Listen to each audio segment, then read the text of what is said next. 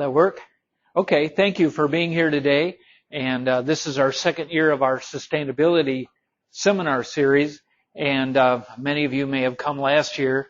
Obviously, as Nancy said, we not only have a new name, but we're now fully within the University of Illinois. And that's been, an exciting transition for us.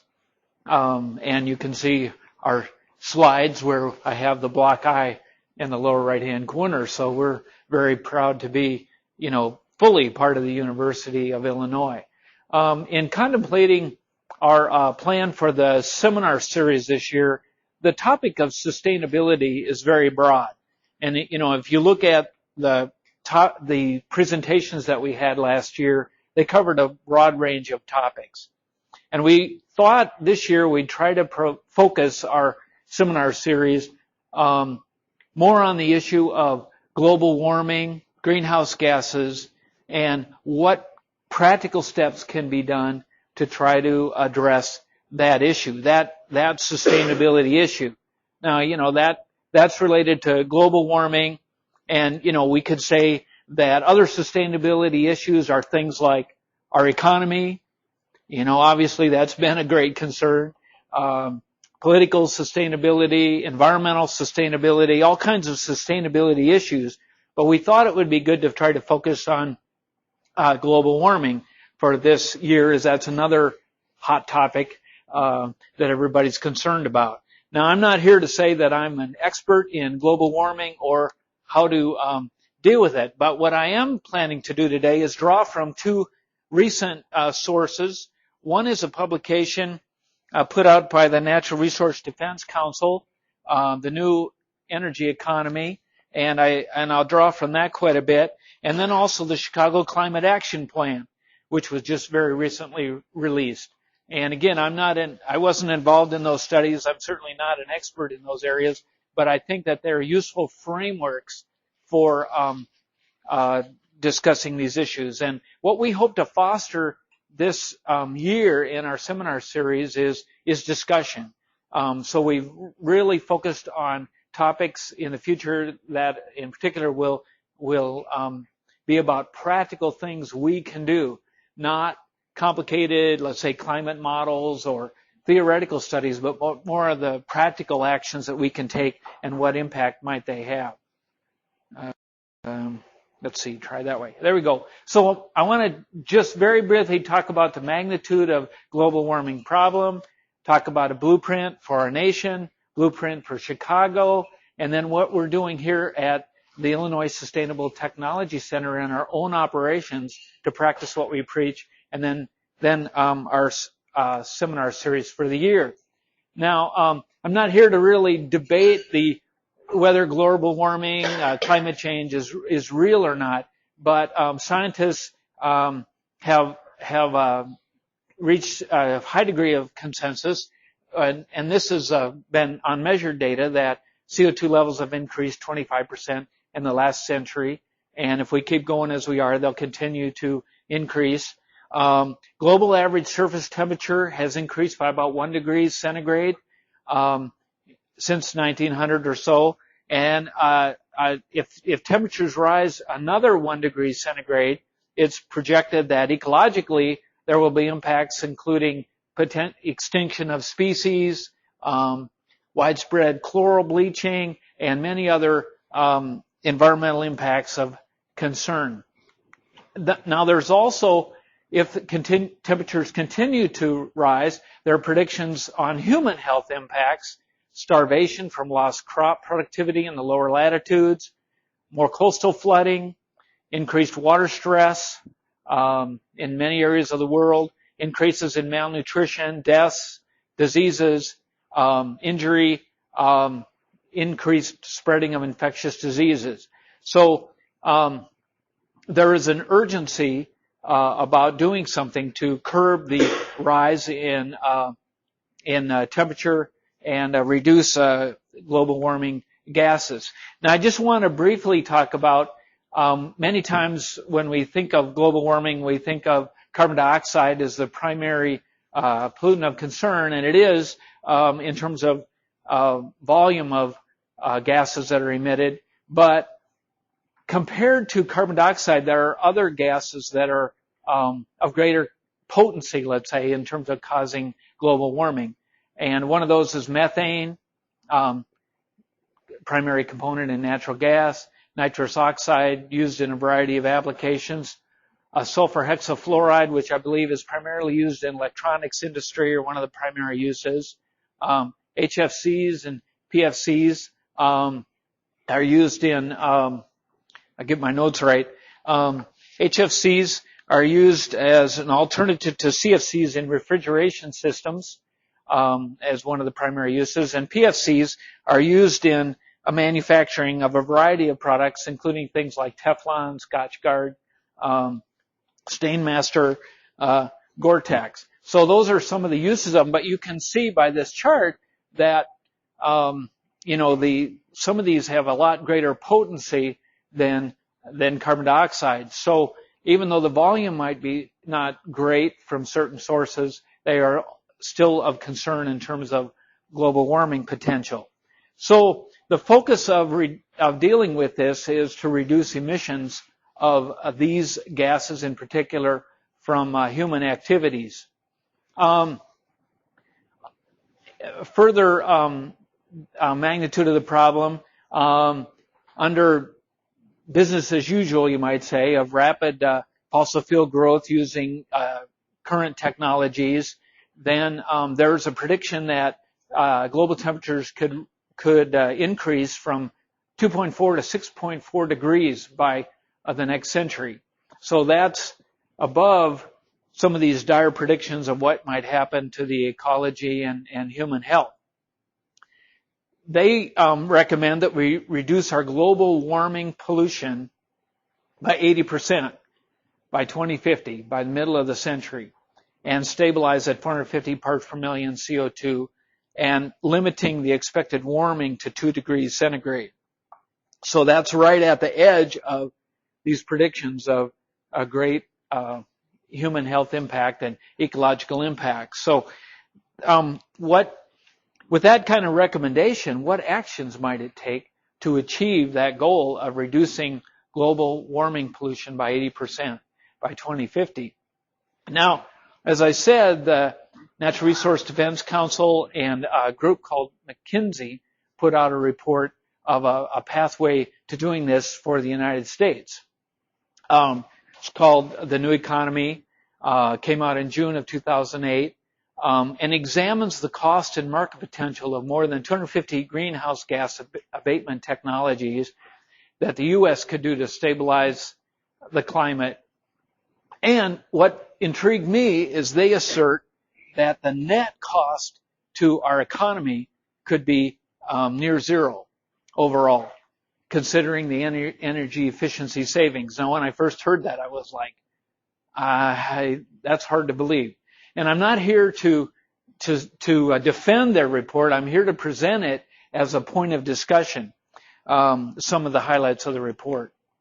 Now, they focus on 6 primary opportunities for reducing U.S. fossil fuel emissions. And the number one area is in building efficiency to reduce heating and electricity needs. And so you can see there the carbon pollution that might be avoided as a result of implementing those technologies, and in that particular case, 16% of the total reductions that are needed by 2050. And the second area, vehicle efficiency and smart growth in communities to help cars go further and use less fuel in commuting and transportation. Again, up to 13% of the needed reductions might be realized through that. Industrial efficiency is a third area, about 11%. Renewable electricity is the fourth area, up to 13%. Low carbon transportation fuels such as biofuels made from crop waste, they predict about 10% of the needed reductions. And then carbon capture and storage, another 10%. That would get us up to 73% right there. So those are the 6, major ones that they suggest we need to take that would really help us. Now this chart shows the impact of these strategies over time. The top line would be if business continues as usual in terms of carbon emissions, and then if we implement all those strategies, it's meant to portray, the combined reductions that could be achieved by the year 2050. And the additional areas there, non-energy related and other innovations. And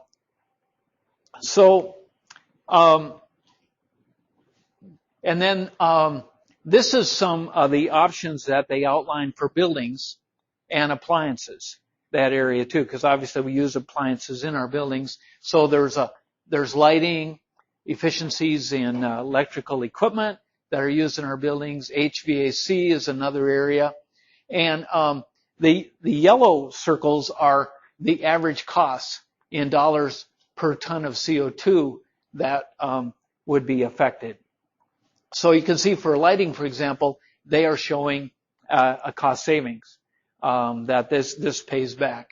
Electrical equipment also, whereas some of the others, more of a higher cost.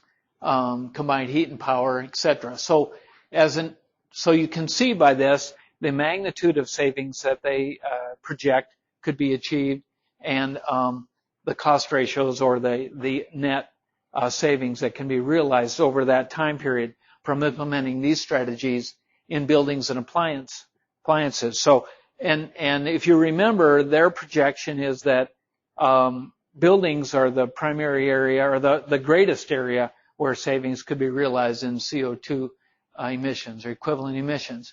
Now, this is a very detailed chart that, and it's important to try to understand this chart. The scale on the left shows the real cost of these technologies over the next 20 years, 20 plus years, I think through 2050 actually. So there's a zero line, which basically means anything falling on that line would be zero net cost over that time. The savings would be offset, or the cost would be offset by the savings. So on the far left side, we have some of the options like efficiencies in commercial electronics and also residential electronics. And then we've got residential buildings, lighting right here. We've got commercial buildings, LED lighting. Next area is fuel economy packages for cars. Commercial buildings, CFL lighting. Residential buildings, new shell improvements. Commercial buildings, new shell improvements. Another area, commercial buildings.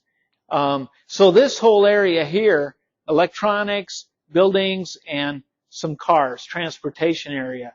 Then you get into areas like cellulosic biofuels, and for example, existing power plant conversion efficiency improvements.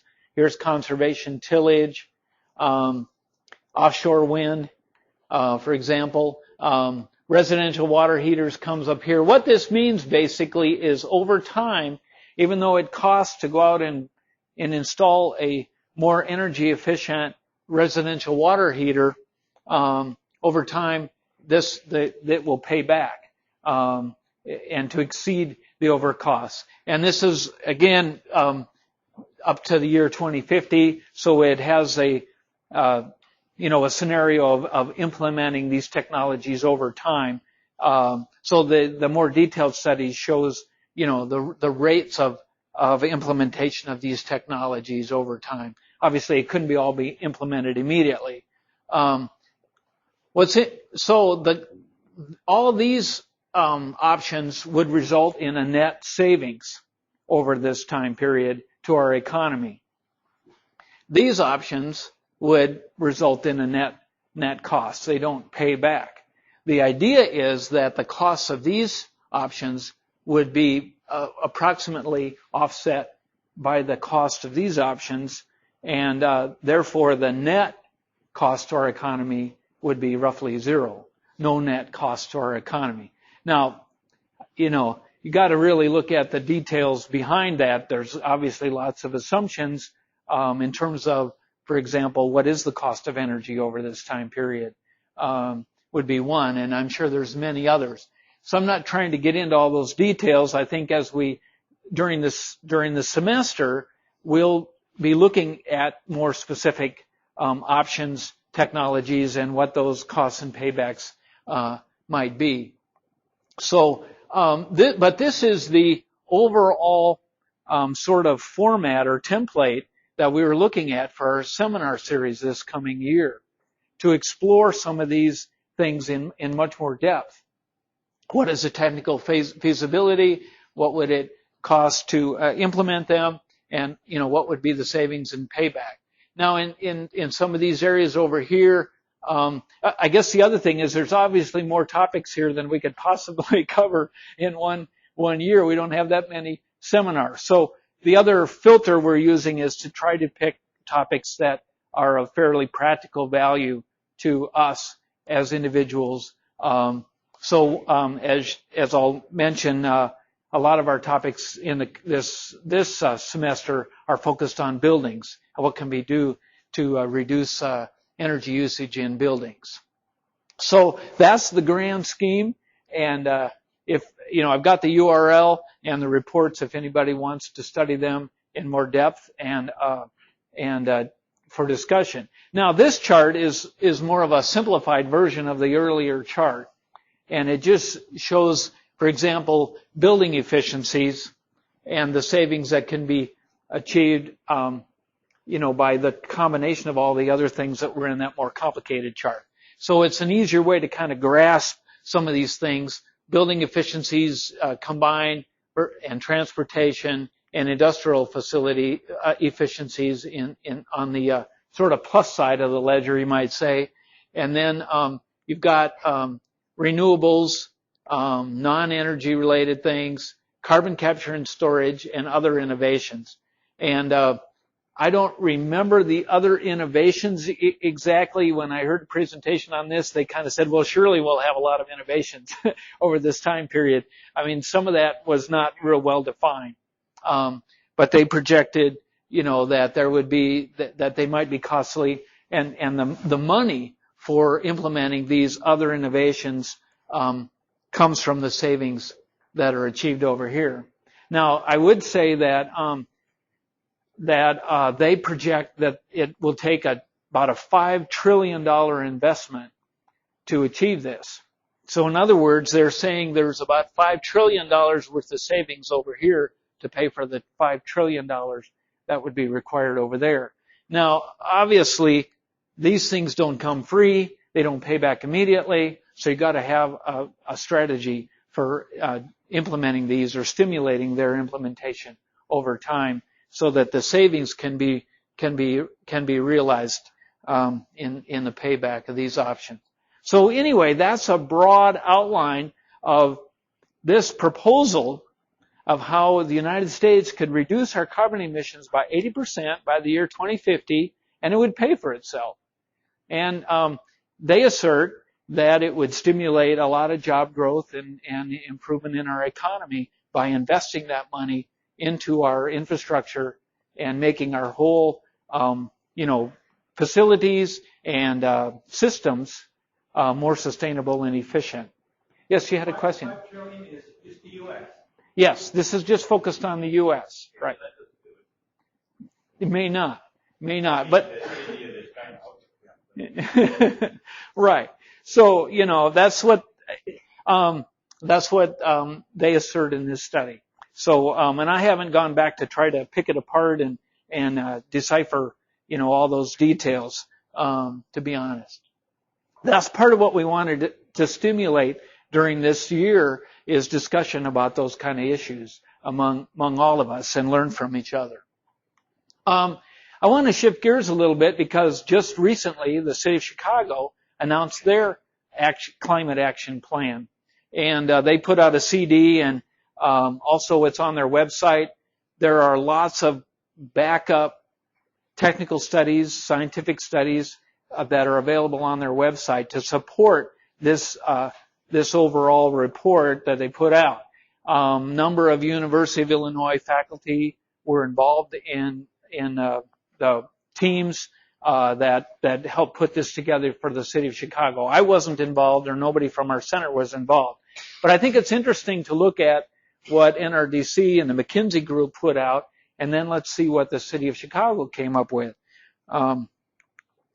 This is a little bit hard to read. This is where we're at today, and they project, or in 1990, and they're trying to get down to 80% of where they were in 1990, year 2000, 2005, 2008. They project based on a fair amount of inventory studies. They were, obviously above where they were at 1990.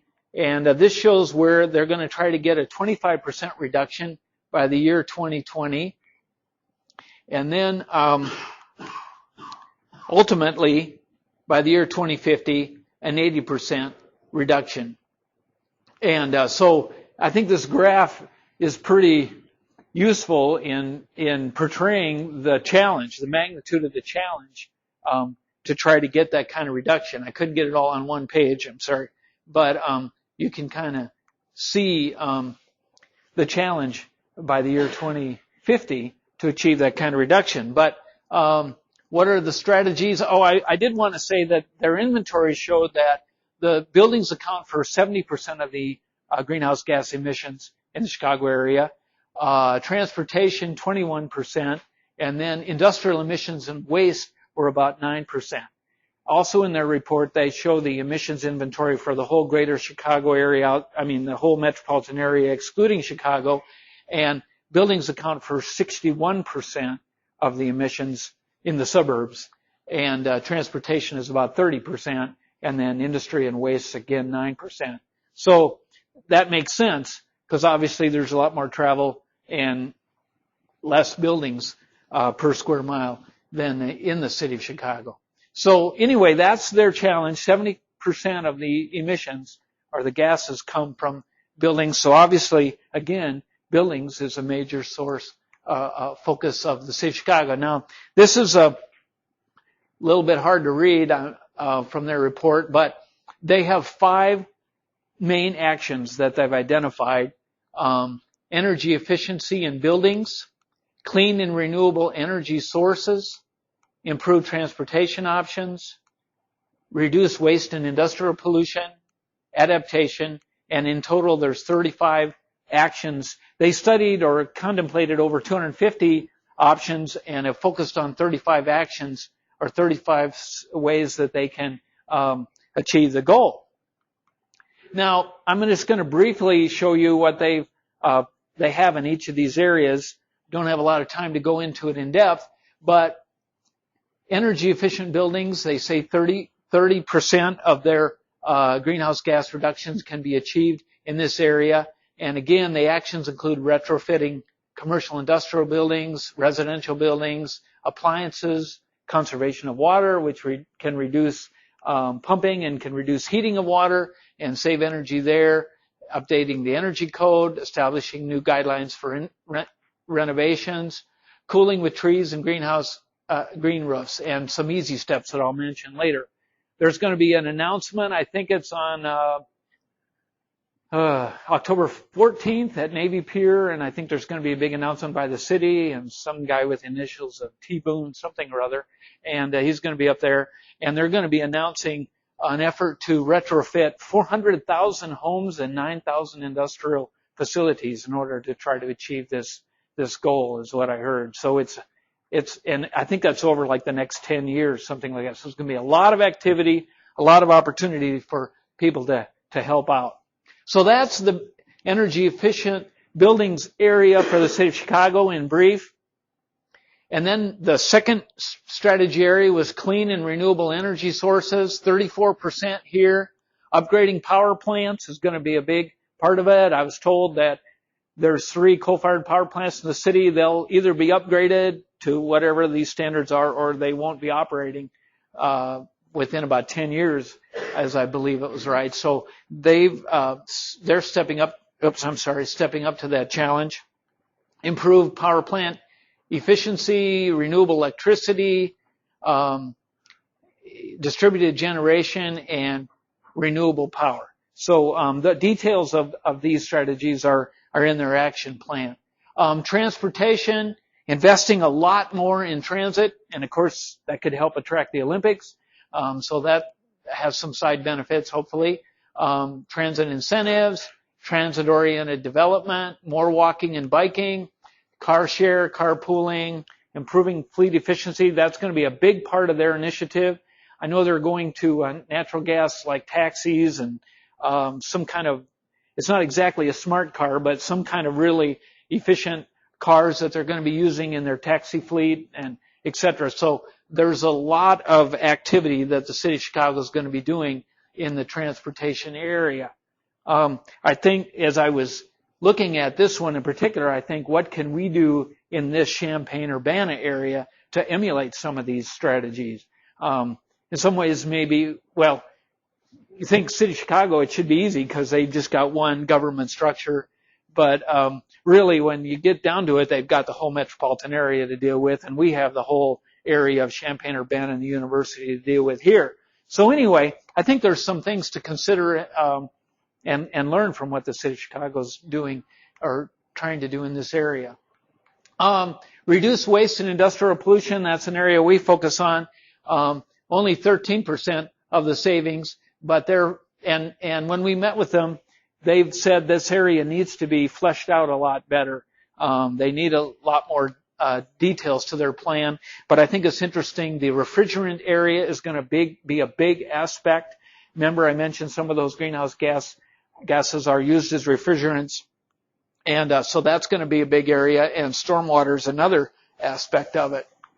Lastly, adaptation, and there's a variety of things here: managing heat, pursuing innovative cooling, another stormwater, green urban design, preserve plants and trees, and get everybody involved. So that's the fifth strategy. I did want to mention, now here's a detailed chart, but these are some of the sort of easy or small things that everybody or many citizens in the city of Chicago can do to help. So what they've done here is, like for example, energy efficient buildings, reduce heating temperature by 3 degrees. So if we were to do that, the cost is none. You know, you don't have to buy a new thermostat or anything like that. They show the CO2 impact per participant and the annual savings, $129 per participant or per household. So what they've done here is tried to show the people of Chicago, it's not just up to government, it's not just up to industry, it's not just up to somebody else, but here's some things that you can do to help. And obviously the cost factors, where they've, none, low, well, these are all none or low categories. And so increase cooling temperature by 3 degrees. In other words, don't air condition quite so cold in the summertime. Turn off 60-watt bulbs for 2 hours per day, etc. So what they've tried to do again is make these things real practical. What can we do? And people can then be contributing to helping solve the problem. Overall, they show 2.82 metric tons of CO2 that could be saved. I don't know if that's over the whole time period or per year. I'll have to study that. But this is the annual savings. And they show that a person could save $823 if they implemented all of these. Now, you can argue with the details, but the point is there are things that can be done to help that will save money, even for us as homeowners, as individuals. So now I want to talk a little bit about us here, this building, this facility that we've been meeting in and that we work in. What can we do here? Well, one of the things, pointing up. One of the things is we had an energy audit done from the Smart Energy Center. They came over and took a look at our building and our operations. We calculated our own carbon footprint, figure out in our own operations where we're at.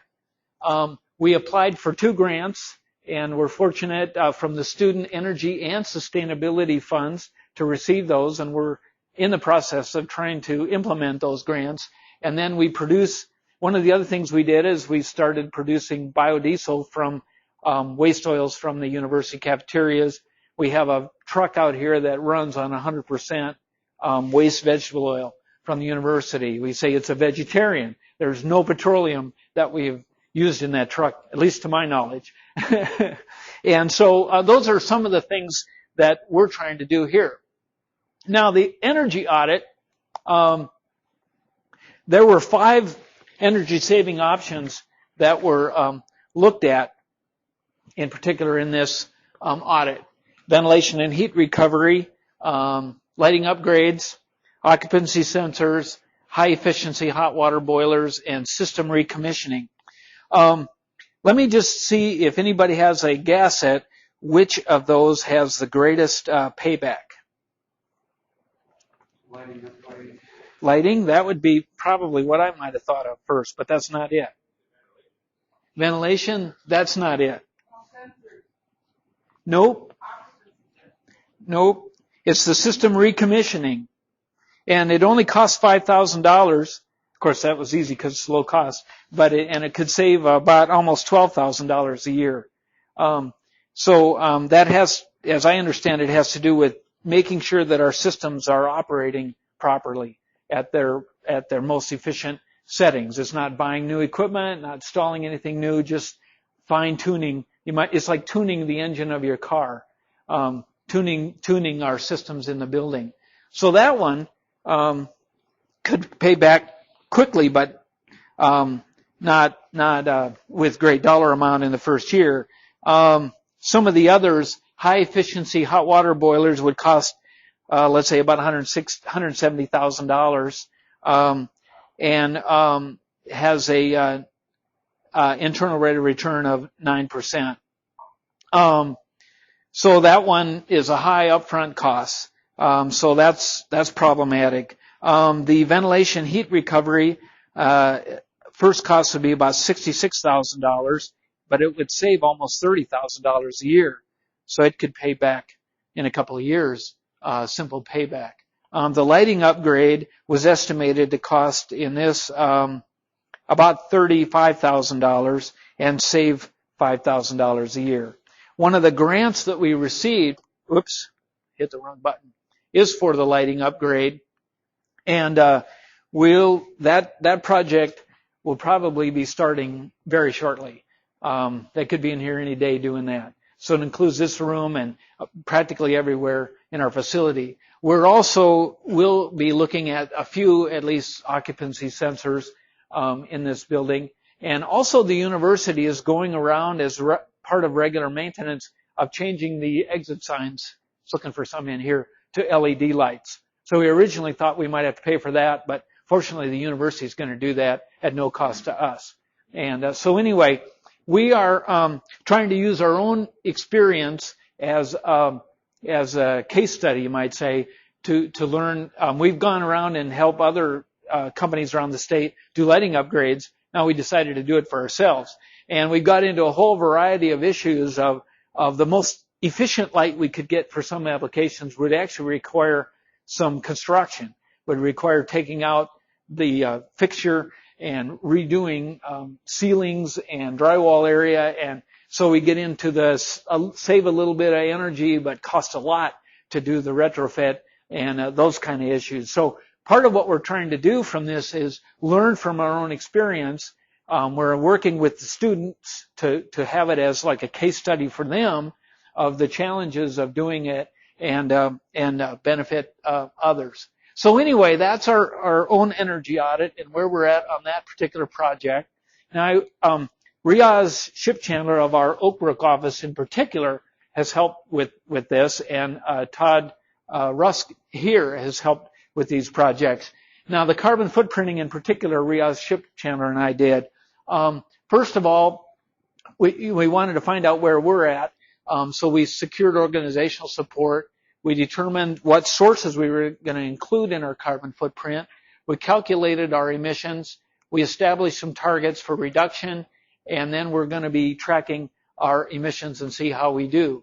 So we enacted a carbon footprint policy for our center, June 2007, and I'm on a listserv of people involved in pollution prevention around the country, and I sent out a message, does anybody else have a carbon footprint policy, and nobody said they did. So I guess we were the first in that group to do it for ourselves. Our policy basically says we're going to try to operate in an energy efficient way. In procuring supplies, we're going to try to find energy efficient appliances and supplies, that kind of thing, and consider it. And we're going to be educating our staff on greenhouse gas emission issues and the costs of utilities of operating our own building. We need to do more of that. In terms of the direct sources of carbon that we looked at in our own operations is natural gas usage in our boilers in this building, and then gasoline usage in our vehicles. And so those are the direct sources of carbon from our own activities, and indirect is electricity usage. And that's indirect because we don't generate the electricity, Ameren or whoever does. And so we're using the electricity, so indirectly we're responsible for the carbon that's generated in producing that electricity, whatever that is. So we also determined some sources not to include, and I'm showing you this because if you're going to go back and do it, you can complicate this pretty fast. And we decided to do a fairly simple carbon footprint for the first go round. We decided not to include employee travel by air, rail, taxi, or rental car. In other words, we knew the miles that we put on our own vehicles, and we knew the gasoline usage in our own vehicles, but we didn't know how to there are ways to calculate these other things, but it's more complicated. And we also felt that this was relatively minor, but that was just a more or less a gut feeling. We did not include employee commuting from home to work. And that's a debatable area. Is that something under our control or not? We don't control where our employees choose to live. We don't control how they choose to get to and from work. Yet, maybe there's some policies or things we could do to make improvements in that area. Work at home, carpooling, things like that. So this is an area we might have some control over, but we don't have a lot of control over that. We decided to exclude it. Emissions from the manufacture of consumables, paper, pens, everything we used energy in its manufacture. It used energy in transporting it to us, and we decided not to include that in our calculations. And then we have some leased offices up in Oak Brook, Peoria, and down in Brighton, which were only part occupants of those buildings. Now, there are ways to calculate what our carbon emissions would be from lease space. We decided for our first go-around, let's not get into that. Maybe next year. We have done that for other companies, though, in calculating their carbon footprint. So then we gathered data, and we got these readily from the U of I. For every building on campus, they have this data. We got the natural gas we used, electricity used, and then we had the gasoline data ourselves. And so there's a general formula. You take the annual usage of each of those things, multiply it by emission factor, and you get your carbon emissions. Now, there are slightly different emission factors out there, but most of them aren't all that far apart. And so in our case, this is our usage data. Oops, I think I skipped over one. Oh, I'm sorry, the emission factors, yeah. These are what we use to convert energy usage to carbon emissions. Now, you can find them from your power company, or you can find national averages or state averages. Department of Energy has some, and then World Resources Institute's another, and there are other places where you can get emission factors. These are the ones that we used. This, you might recognize this, was an insert in my own personal power bill, I guess last spring. So this told me for the electricity delivered to my house, which our building's on the same power system. We're not on campus power system in this building. So for the campus, these would be different. But for Ameren, this is what we have. So they told me the percentage of sources of the electricity that came to my house and overall to this building. I thought it was interesting. 68% is coal-fired. 1% is hydro. I never would have guessed that. 18% natural gas, only 1% nuclear. So that was different than what I would have guessed. But they also, in that same insert, gave the average amount of emissions and of nuclear waste per 1,000 kilowatt hours produced from known sources for these 12 months. So these are some emission factors then that we could use in our calculations, and that's what we did. So here we have the emission factors, 11.698 pounds of CO2 per therm. If I go back one, I'll hold it. I'm trying to see where electricity. There we go. 1.77 pounds of CO2 per kilowatt hour. I think if we go back, 1.77. So there you go. And then the conversion factor, and we get our carbon emissions, 2,038 tons per year. What does that mean? So, is that big? Is that small? That's the question.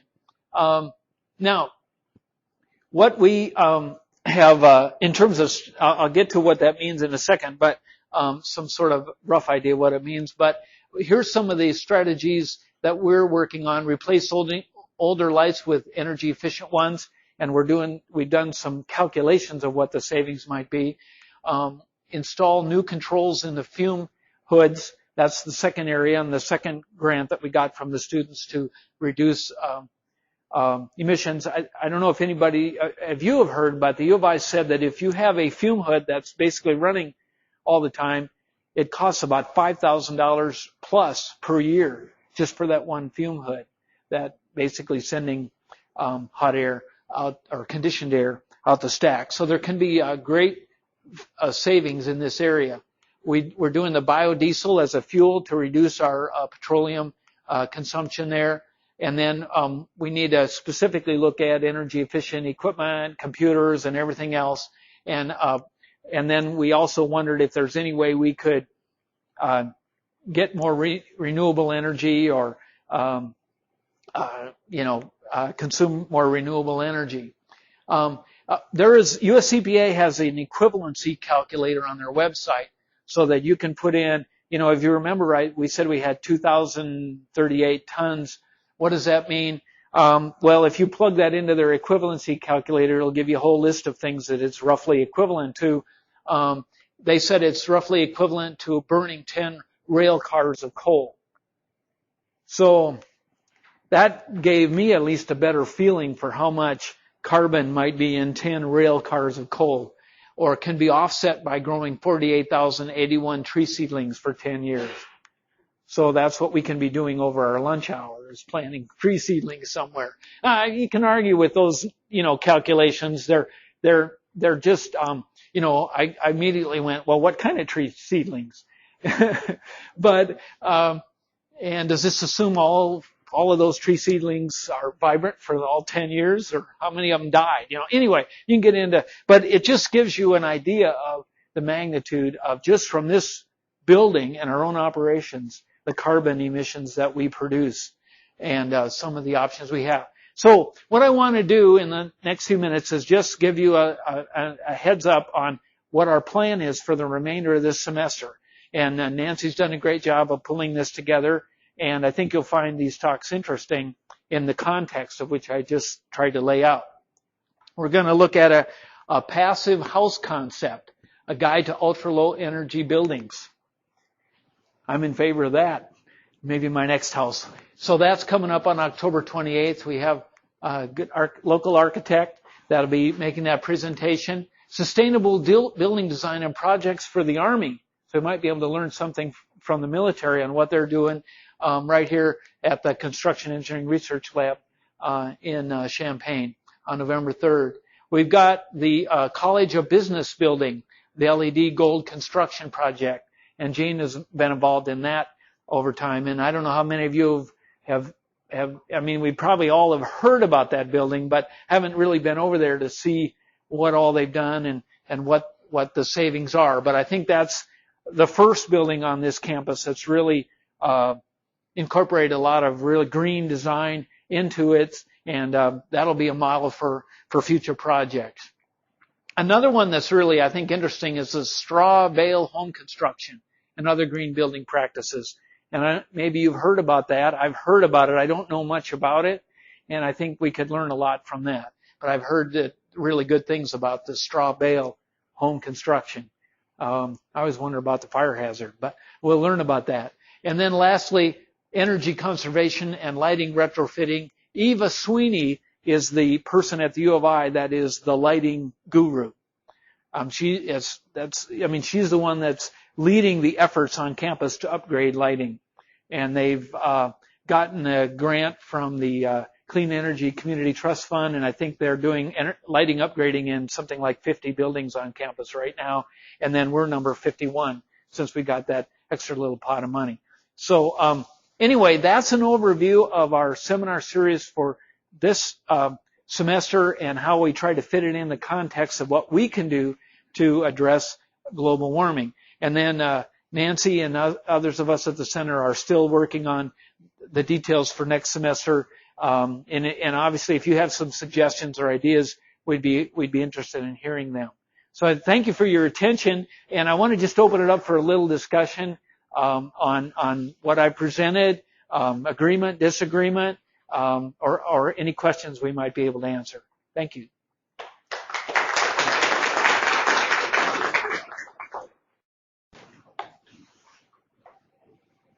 Yes. You mentioned in your purchase of material to consider the energy efficiency. Has there been any consideration of looking at the manufacturers and seeing to what extent that they have environmental sustainability or responsibility policies?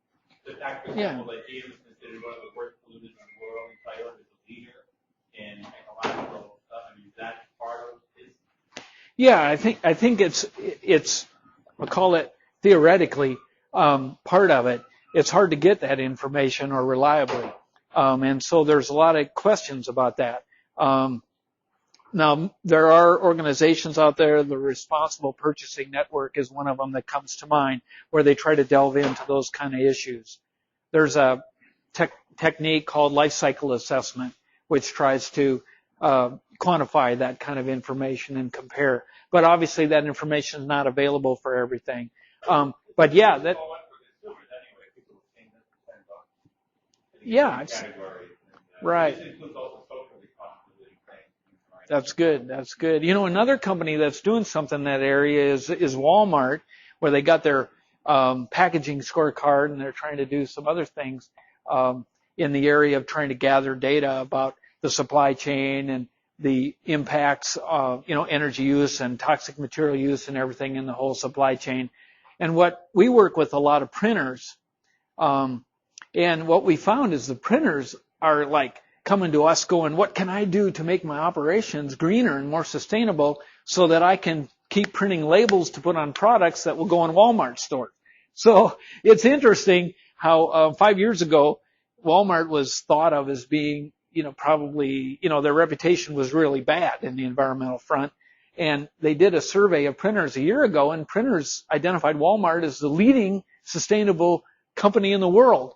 I mean, just not that Walmart necessarily changed, but their reputation really has changed by trying to put pressure on suppliers to green their operations. So there's a long way to go in that area, but there are, there's information out there and a variety of materials. We're also involved in the Green Government Coordinating Council, which is really trying to look into the issue of purchasing at the state level and purchasing green products, looking at the whole life cycle assessment. So there's a variety of things like that. I think CMS has some information up on their website about green products that can be purchased. So, but that's a good question and good point to make. Anybody else? Yeah. Just a comment on that. I think you're going to see more pressure on manufacturers to divulge that kind of information. And some of them actually start to market so the carbon neutral materials and low energy embodied energy materials. And LEED is going to trend towards you learning that kind of stuff too, in the materials. Yeah, the printers have just started their own program called the Green Sustainable Printer. And we were actually a little bit involved in helping develop the standards for that. And they decided as a printing industry They don't want a bunch of greenwashing. Everybody's saying, well, I do this. For example, I use, sustainable forest wood. Yeah, but they pollute like crazy out there stack. So yeah, you can do one thing green, but if you're, black in the other area, so to speak, then that's not good. So anyway, like this whole green sustainable printer program is I think a quite rigorous standard, and they don't envision that a lot of printers will actually qualify, but they set some really high standards that they are very open, said it discloses from beginning to end for a printing operation so that they can establish some credibility within the industry. So I think others are starting to do that. And I know the federal government's been trying to look at some kind of labeling standards, but so there's efforts in those areas, but we got a long way to go. Yeah, more and more pressure. Yeah, go ahead. On a bigger picture, they're sort of targeting level off CO2 to 450. Is that, I wonder how realistic that's going to be. And the other thing, is it really low enough? Yeah, that's right. They're saying now maybe 380, which we're above now. You're already above, yeah. Yeah, I'm not a climate modeler or that kind of thing, but I think it sounds daunting to me to hold it at the 450. It seems like there is a lot we can do. I don't know if it will achieve it or not, but it seems like there's a lot we can do if we can do it in a timely manner. Yes? First, I want to say thank you so much for putting this together. I'm really grateful that the series is happening, and I think it's fantastic. It's going to be very practically, locally oriented. So I just have a really small footnote, and I wanted to say my thanks first, so I don't sound ungrateful. It's just that I noticed on the flyer, you mentioned, all the information about car parking and how not to get a ticket, and it might be helpful to just say there is bicycle parking out front, and we have this shuttle bus that goes. Yeah. Good idea. I bet you it'll be on the next email. Knowing Nancy, she'll jump right on that. She does such a great job. Yeah. Go ahead. I did have one comment on the McKinsey stuff. That McKinsey has a reputation in business of producing brilliant plans that are utterly non-implementable. That they ignore certain political and economic realities that can't be surmounted. Mm-hmm. And the bicycle parking was actually a very good one. We talk about how we want to increase bicycle commuting as a way of decreasing the amount of fuel we burn and therefore the amount of carbon that gets dumped into the atmosphere, which as a lifetime bicycle commuter I'm all for. But anybody who has done that in this town knows the problems with commuting by bicycle in this town. You're taking your life in your hands. Yes. And you are literally. Take a look at the newest bike lane on 1st Street North, just right off Green. It's in the middle of the street. Yeah. I'm not sure who engineered that. Yeah. And what that says is that somebody who's engineering that isn't really thinking that this is going to work. They're doing it as a greenwashing. Yeah. As a commuting ploy. I'm not sure to what end. I mean, it seems patently obvious it's not going to work. And so while we can come up with some of these grand plans, they need to be more than greenwashing themselves. Yeah, yeah. I think it's a good point. I don't know if you've seen, if that report is floating around, here it is. There are a number of policy recommendations in here to try to accomplish these goals, and I haven't, you're welcome to read them and think about them. I think you raise a good point. How practical really are they, and what will it take?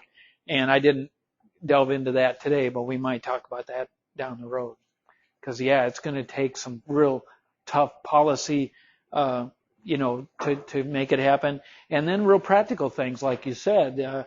I thought, hey, great, we got bike lanes up here, but when I drive up there, I feel like it's dangerous as a driver. Like, yikes, where are the bicyclists going to be coming from? It's almost more hazardous for the cars as well as the bikes.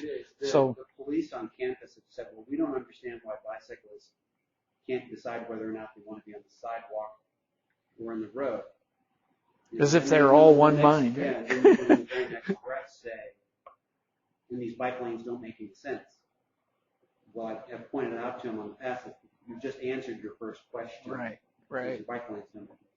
Yeah, and I don't know. Implementation of solutions doesn't take into account what will actually work. To think through more than just the first step to get to the second or third step. Well, and maybe a little about the complexity of that is I don't even know who's responsible for First Street at that point. If it's the university or the city or someone else. But, I was remembering on Windsor Road where there's a section that's Champaign, a section that's the township, half the road is this, half the road is that. It's complicated to work out these issues on a practical level. That's right. Any other? Yes, go ahead. Yes. Water consumption we could have, and I can't remember if we didn't think about it or decided maybe leave it for the future, to be honest with you. But water consumption in terms of heating the water ourselves and say pumping the water around this building would have been accounted for, in the energy use that we did. But the indirect energy in water coming to our building, we didn't consider that.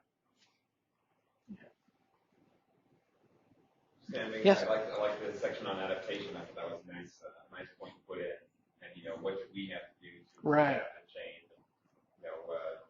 Maybe bring in sweatshirts in the winter and wearing tie and jacket and t-shirts in summer. Yes. Ideas like that along the ideas of business adaptation, and even maybe on the technology side. Maybe there'd be some interesting ways for us to go with our wallets. Right. In the future, maybe. Something funny like having the thermostat tie into the cell phone, so then we can sit here and maybe I could pay an extra $2 and say I'm cold. Maybe I'll vote with the rest of the people in the room or something with the cell phone. Some interesting technology innovations. The technology possibilities are pretty exciting. Yeah, when we start thinking that way. That's right. We met with Facilities and Services about fine-tuning our own building, and we've done some fine-tuning. Todd Rusk of our staff worked on I don't know where the bus station, train station is, worked on that project and worked on some buildings in Urbana has helped achieve some savings there. But I said, we're willing to be a little cold, or a little warm in the summertime here. But I think what we need to know is if we're a little bit not as comfortable, what is that saving? If we realize the benefits to whether it's global warming or the utility bill, I think people are a little more willing to say, okay, yeah, you can, turn down the air conditioning a little bit. I don't need to be that cool, or those kind of things. Or maybe we can wait to warm up the building a little or condition the building a little later in the morning or start turning off systems a little earlier in the evening, those kind of things. But people want to know what value is that really having besides making me a little less comfortable. And where do those savings go? Yeah, and where do the savings? That's another issue. Yes. Yeah. The temperature's going up and down, grasping a little bit more or less comfortable. Where's the point where that gives productivity? Right. So yes. You almost need a drive like the charitable contribution where you have the, this is how much we contributed, this is how much we gave. If something like that was done campus-wide where you can track, okay, we are saving this much energy. Right. Yeah, the university established this Office of Sustainability. Dick Warner's the director of that. I think he's been in it less than a month, maybe. Anyway, but that's part of the idea is to more outreach, more public visibility on campus of these issues and what we can do to address them. So that's a very good point because right until recently, at least, as I understand it, we use the energy, but the president's office paid the energy bill for all three campuses. So I would say, hey, this is great. Utility's free, and I also tried to do a study a while back on refrigerators that were purchased on campus, And if you go to Sears or Lowe's or someplace like that, you can find Energy Star refrigerators. But you go to the scientific catalog and you can't identify an energy efficient refrigerator in there. And so you can't find out, which ones to buy in order to save energy. So anyway, I think that's an area, in our own operations, I'd be willing to pay more, perhaps, to buy a little more energy efficient refrigerator, if I could identify one in the scientific catalogs for one, and then two, if the savings might come back here, or even shared savings somehow. So there'd be a little incentive to do that kind of thing. Yes? Okay, the incentive is a great segue. Just to draw attention to the state of Illinois' energy efficiency portfolio standard, where rebates and incentives are available to businesses and individuals. Yeah. And part of the commerce and economic opportunities. Yeah, I think that's something that I would personally like to learn more about. And I think in the future, if we could. CDAC website, we have a link to the program. To all that. Okay. A lot of information on there. Good point. How to apply. Yeah. Incentives. Good point. Yes, one more. Along the lines of paying a little bit more and being more sustainable. How many people realize that you can buy renewable energy certificates? I found one site, 1.85 cents per kilowatt hour. Mm. Basically, you're getting all your energy, home energy from power. We consume about 100 kilowatt hours a month. Is that right? Mm. So it'll be about $18 a month. Mm. And that money goes to wind farms and other things to pay for the extra cost. And basically, you're still buying energy from Illinois Power and whatever it is. But essentially, they're putting that in the grid, and you say that all of your energy at home, electricity, is sustainable wind power. At $18 a month. That's not so bad, is it? Not too bad. So this one site is called sterlingplanet.com, but there are many that provide that. Many places will make this possibility right within their own billing, but they don't do it for Illinois Power yet. They do it during some of your other places, but they don't do it here. We have to take that. Well, I think this has been a great beginning. I feel that I accomplished what I hope to do, is get some discussion going and dialogue, and also looking forward to the future. So thank you for your time. I'll let you go now, and hopefully we'll see you next time.